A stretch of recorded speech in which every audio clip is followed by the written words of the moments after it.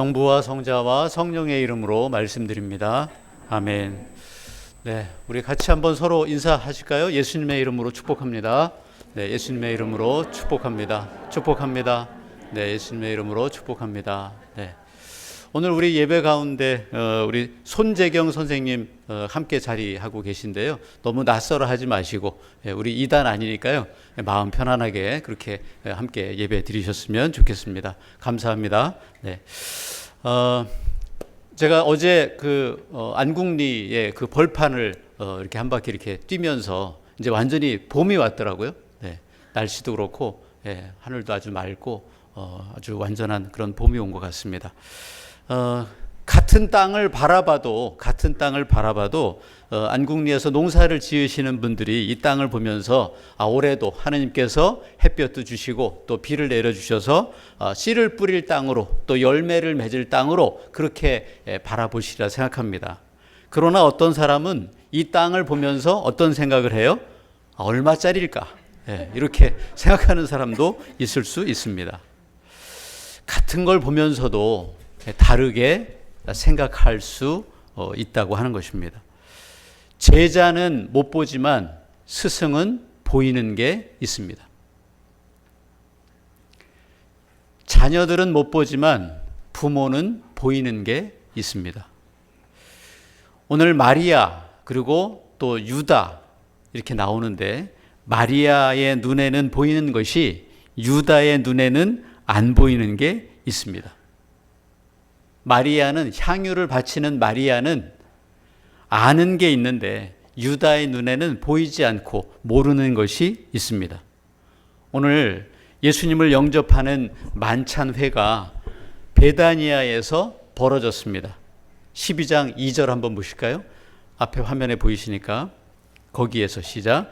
거기에서 예수를 영접하는 만찬회가 베풀어졌는데 라자로는 손님들 사이에 끼어 예수와 함께 식탁에 앉아 있었고 마르타는 시중을 들고 있었다. 아멘. 12장인데 11장을 보면 자매가 있어요. 마리아와 마르타. 자매의 오빠가 누굽니까? 라자로입니다. 오빠 라자로가 아파서 예수님께 와달라고 청했는데 근데 예수님이 늦게 도착하십니다. 얼마나 늦게 도착하시냐면 죽은 지 나흘이나 지난 후에 라자로한테 오십니다. 그러니까 마르타가 약간 원망하는 그 마음을 가지고 예수님께 얘기하죠. 오빠가 죽은 지 벌써 나흘이나 됐습니다. 왜 이제 오셨습니까? 그러나 예수님은 그 죽은 라자로를 살립니다. 초상집이었는데 잔치집으로 바뀌었습니다. 그래서 그 만찬회가 베다니아에서 벌어졌습니다. 이 베다니아는 예수님이 승천하신 곳이기도 합니다. 그때 라자로의 여동생 중 막내 마리아가 향유를 예수님의 발에 붓고 그리고 자기 머리카락으로 닦여드립니다. 그 향유는 보통 향유가 아닙니다. 히말라야 산에서 나는 아주 매우 값진 순 나르드 향유라고 성경은 말합니다. 그것도 한 근이나. 값은 얼마냐? 얼마입니까? 이 대단히 비싼 겁니다. 5절 한번 보세요. 5절에 유다가 이렇게 얘기합니다. 그 향유 한 근을 예수님께 바치는 이것을 보고 그 향유를 보고 마리아와는 다르게 얘기합니다. 이 향유를 시작. 이 향유를 팔았더라면 300데나리온은 받았을 것이고 그 돈을 가난한 사람들에게 나누어 주었을 수 있었을 터인데 이게 무슨 짓인가 하고 투덜거렸다. 순 나르드 향유 값은 얼마예요? 300데나리온이나 하는 거였습니다. 이 300데나리온은 1년치 연봉, 1년치 연봉입니다. 마리아가 이것을 한 번에 다 썼어요. 예수님 발에 다 부어드렸습니다. 이런 이야기입니다. 같은 향유인데 근데 마리아와 유다가 보는 관점이 완전히 다릅니다. 말씀 묵상하면서 마리아가 예수님 발에 쏟아 부은 이 향유가 과연 뭘까? 이 향유가 과연 무엇을 의미하는 것일까? 사랑하던 오빠 라자로를, 병으로 죽었던 오빠를, 그것도 죽은 지 나흘이나 된 죽은 오빠를 예수님이 살려내셨으니까 1년치 연봉이라도 아까워요, 안 아까워요? 아깝지 않잖아요. 그죠? 그래서 감사한 마음으로 고급진 그 향유를 예수님께 부어드린 것이다. 이렇게 생각하면 그 향유는 오빠를 살려내신 대가로 예수님께 부어드린, 예수님이 그걸 받으신 거, 이렇게 되잖아요. 이 향유가 과연 이런 의미밖에 없을까? 유다가 예수님과 같이 다니면서 어떤 역할을 하냐면 재무 담당입니다. 예수님의 재무 담당이에요. 그 비싼 향유를 부어버리지 말고, 그렇게 쏟아버리지 말고 팔았더라면, 그래서 그것을 가난한 사람들에게 나누어 주었더라면 좋았을 것을 왜 쏟아버리냐. 투덜대는 것 아니겠습니까? 근데 이 향유가 그 의미밖에 없을까? 다른 어떤 의미가 있을까? 예수님은 어떻게 말씀하십니까? 예수님은 이 향유를 어떻게 받아들이고 계실까? 7절입니다. 7절에 예수께서는 이렇게 말씀하셨다. 이것은 내 장례 일을 위하여 하는 일이니 이 여자 일에 참견하지 마라. 아멘. 마리아가 예수님 발에 부어드린 그 비싼 향유가 어떤 거래요? 예수님의 죽음, 예수님의 장례를 위해 하는 일이다 라고 정리해 주십니다. 생각해 보십시오. 예수님이 태어날 때 동방 박사들이요 3가지 선물을 합니다. 그죠? 뭐예요? 황금과 유향과 몰약. 이 중에 이 몰약은 죽은 시체에 바르는 향료입니다. 죽은 시체에 바르는 향료입니다. 실제로 예수님이 돌아가실 때 여인들이 향료를 가지고 예수님의 무덤에 갑니다. 누가복음 24장 1절인데요. 안식일 다음 날 아직 동이 채 트기도 전에 그 여자들은 준비해 두었던 향료를 가지고 무덤으로 갔다. 아멘.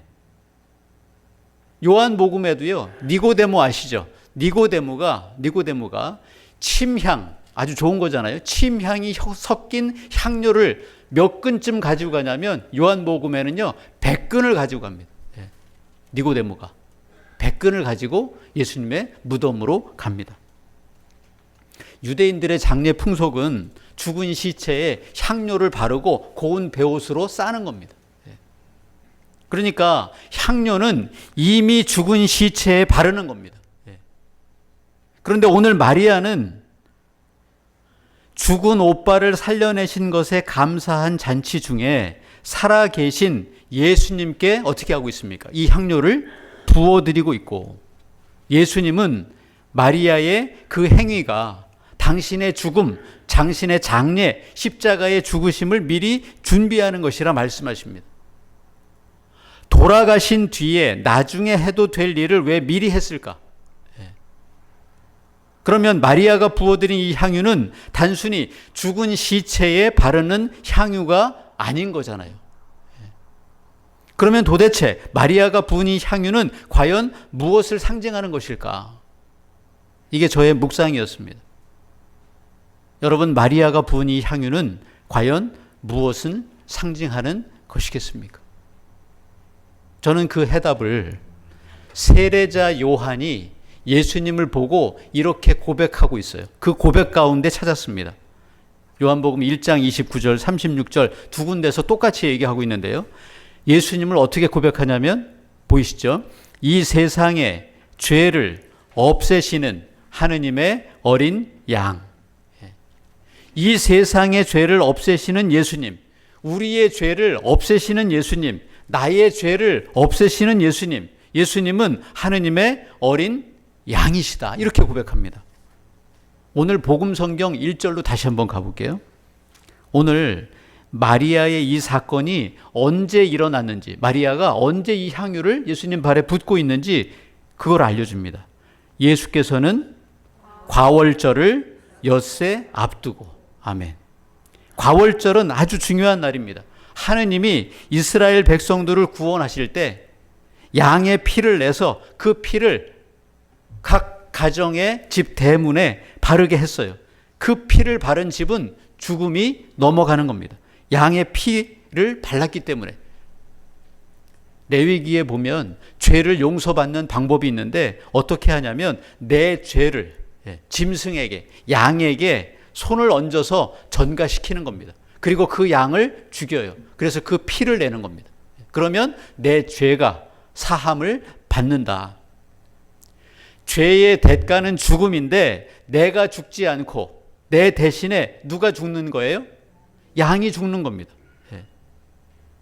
그 하느님의 어린 양, 죄 없고 흠 없는 깨끗한 양, 그 양이 바로 누구라고 요한은 고백하고 있습니까? 예수님입니다. 그분이. 그러면 예수님이 내 죄, 우리의 죄를 뒤집어 쓰시는 거잖아요. 그죠?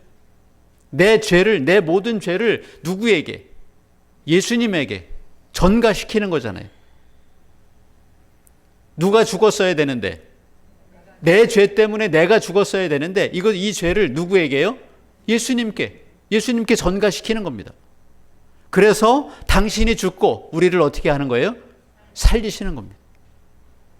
그러니까 마리아가 부어드린 향유 한 근은 결국 마리아의 죄, 내 죄, 우리의 죄, 세상의 죄를 상징하는 거 아니겠습니까?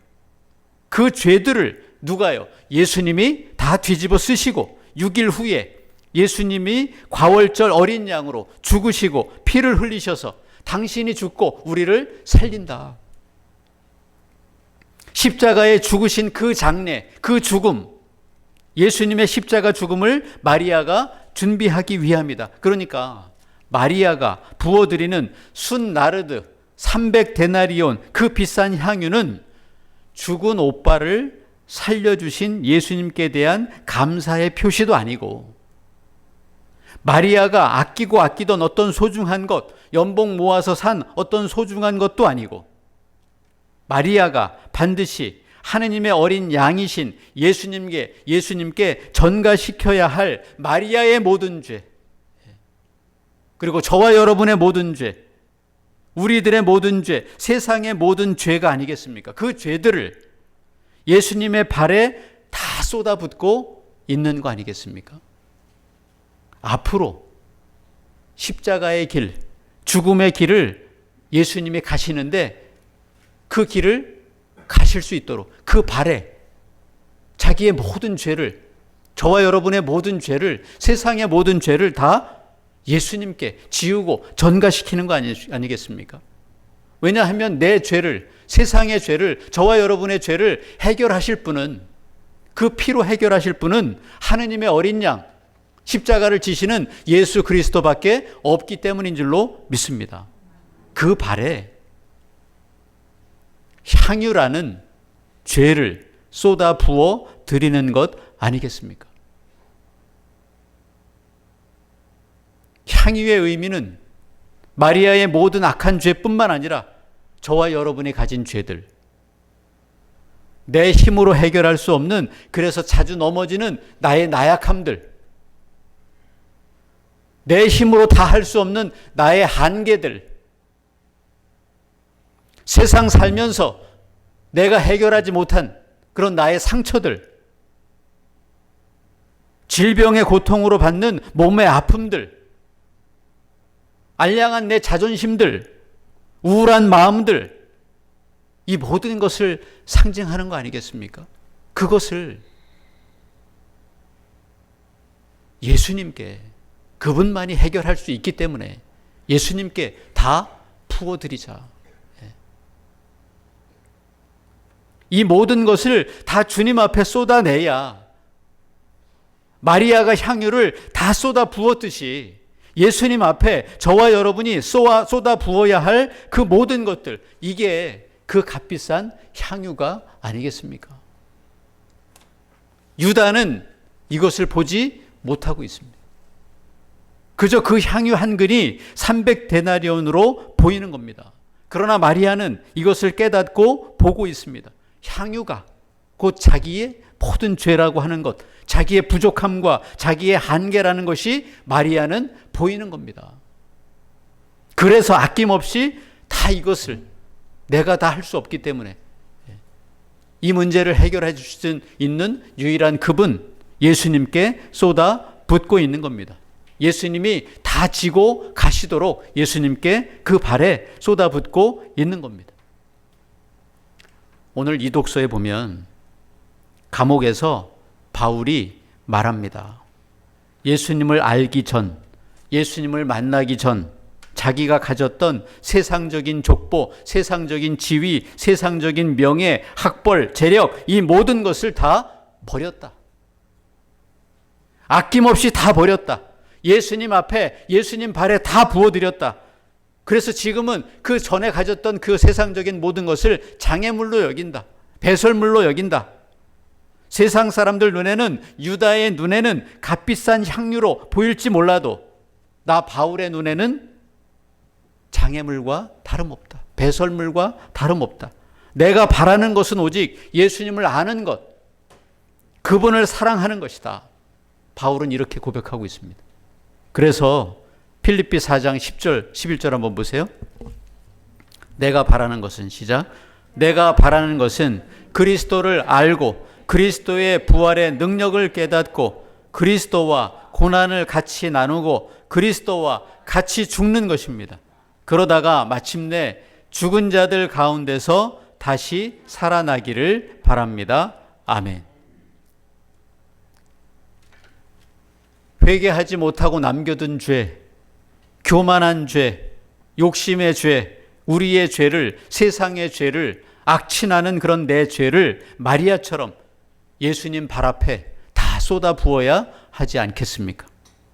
바울처럼 아끼지 말고 남겨두지 말고 마리아처럼 다 부어드려야 하지 않겠습니까? 내 죄들, 내 한계들, 나의 연약함들 예수님만이 십자가에서 해결할 수 있는 줄로 믿습니다. 아멘. 내가 이고 지고 홀로 힘에 겨워 하지 마시고 주님 앞에 다 쏟아 부으시기를 원합니다. 아멘.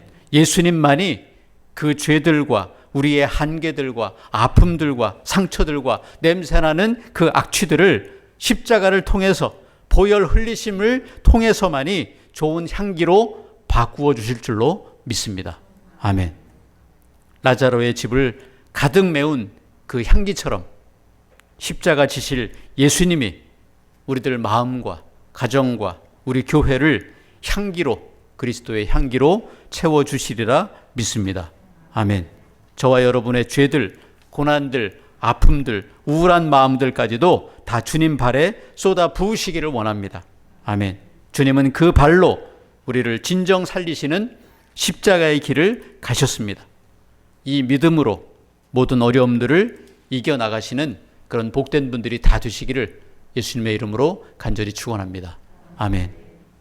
성부와 성자와 성령의 이름으로 말씀드렸습니다. 아멘.